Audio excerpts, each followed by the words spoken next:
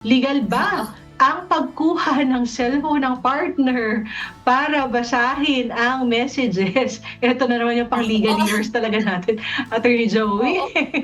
Wala pong Oo. nakasulat sa wala pong nakasulat sa Uy. batas na legal, pero hindi naman ibig sabihin na illegal. Pero Bawal, yun nga oo. lang oo, hindi siya legally mandated na, maaari mong kasi 'di ba Attorney meron tayong Enforce sa tinatawag asawa mo, na "Akin na yung privacy. cellphone mo." Oo. Ay correct, Oo. oo. Pero 'di ba meron tayo kasing privacy, yung right to privacy naman is individual naman yun. So, Yes. bagaman at Tsaka hindi yun mag-asawa or nawi-waive, Attorney Joey, 'pag mag-couple. nagpakasal na Oo. kayo. Mm. Correct, oo. Kasi ang nakalagay dito 'di ba partner. So regardless, kunwari mag-boyfriend, girlfriend, feeling mo naman it comes with the territory na kasi girlfriend kita o kasi boyfriend kita, puwede ko lang tingnan yung mga messages mo. 'Di ba Attorney lagi naman nating sinasabi na, yun nga individual yung right to privacy. Tapos 'di ba, haluan na rin natin ng, konting legally yours dito.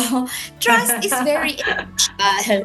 Kung wala na tayong pagtitiwala Oo. at masyado na tayong tamang hinala Para sa saan ating pa? partner, Naks. oo, mag-isip-isip tayo 'di ba? Kasi ang hirap nun 'di ba Attorney Ang hirap nun yung Na parang lagi ka lagi nagdududa. kang oo, tsaka I always believe na magkakambal yung pagtitiwala tsaka sa pagmamahal. Kasi hangga't kaya mo pang magmahal, kaya mo pa siyang pagkatiwalaan at vice versa, hangga't kaya mo pang, pagkatiwalaan yung tao, pupuwede mo pa rin siyang mahalin. I don't know, siguro siguro maraming mag-o-oppose sa'kin dun 'no na, meron namang mahal mo pa rin pero hindi mo na tina-trust, ang nakakapagod yun Attorney 'di ba? Mahirap yun, Attorney Joey. O tsaka dapat kasama talaga yun 'no, Attorney Joey, 'pag Mm. mahal mo ang isang Hmm. tao. Naku, ito na tayo, Attorney Joey, sa ating Nagli-legally love yourself. 'Pag mahal mo yung isang Pero tao, tama again yun. oo.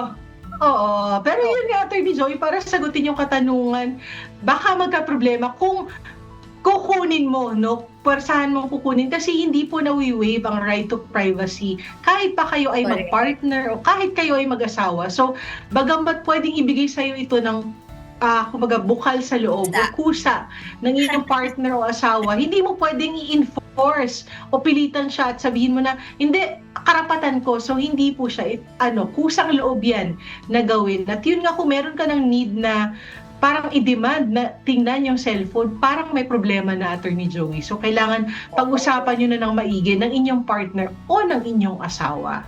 Oo, Ayun. kasi 'di ba unconditional yung trust, unconditional yung love Mm. between partners 'di ba? Alin natin.